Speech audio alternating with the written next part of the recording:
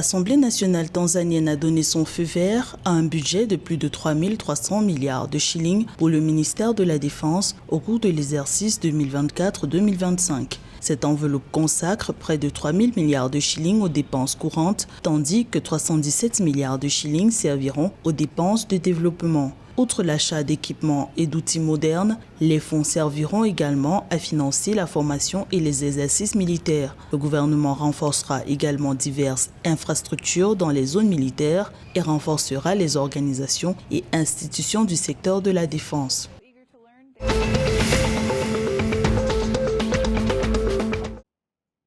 L'Éthiopie peut enregistrer une croissance économique de 7,9% au cours de l'exercice 2024-2025, a révélé le ministre de la Planification et du Développement Fitsum Assefa. Établissant le bilan des 3 précédents trimestres, la ministre a indiqué que la production agricole obtenue au cours de la période indiquée montre une augmentation de plus de 100 millions de quintaux par rapport à la même période en 2023. En outre, la production de riz a connu une augmentation spectaculaire, passant de 8 millions de quintaux à 38 millions de quintaux.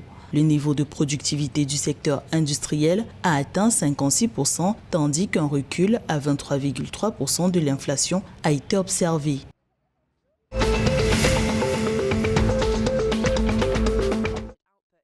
La production d'hydroélectricité s'est améliorée de 23,2% en avril 2024 en raison de la forte pluviométrie au Kenya. Selon les données de l'Autorité de régulation de l'énergie et du pétrole EPRA, les 13 principales centrales hydroélectriques ont généré 358 millions de kWh au cours de la période sous revue. Il s'agit d'un bond significatif par rapport à une production de 290,48 millions d'unités en février 2024. Par ailleurs, lors de l'examen des coûts de l'électricité du mois de mai, l'EPRA a réduit les prix de l'électricité de 73 cents par unité, ce qui représente la 4e baisse consécutive des prix de l'électricité dans le pays.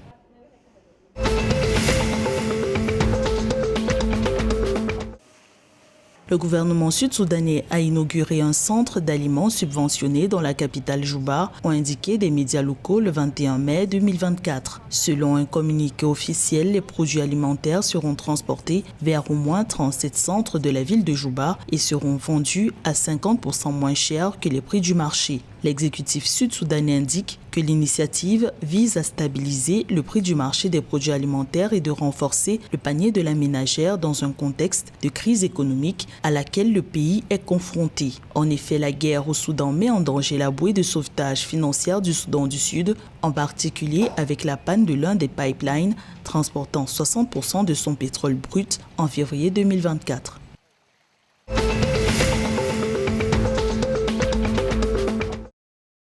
L'instance dirigeante du football au Rwanda, la Fédération rwandaise de football association FERWAFA, a disqualifié l'Espoir FC des prochains éliminatoires de 2e division. La sanction prise le 20 mai 2024 se justifie par l'alignement de l'attaquant congolais Christian Watanga Milembe, un joueur non reconnu par l'instance sportive rwandaise. La décision de la FERWAFA a également retiré 15 points à l'équipe basée à Rusizi, correspondant aux 5 matchs disputés par le joueur congolais. Espoir FC s'était qualifié pour les éliminatoires du championnat de 2e division après avoir terminé 2e du groupe B en saison régulière. De son côté, l'Espoir FC a déclaré qu'il ne ferait pas appel de la décision.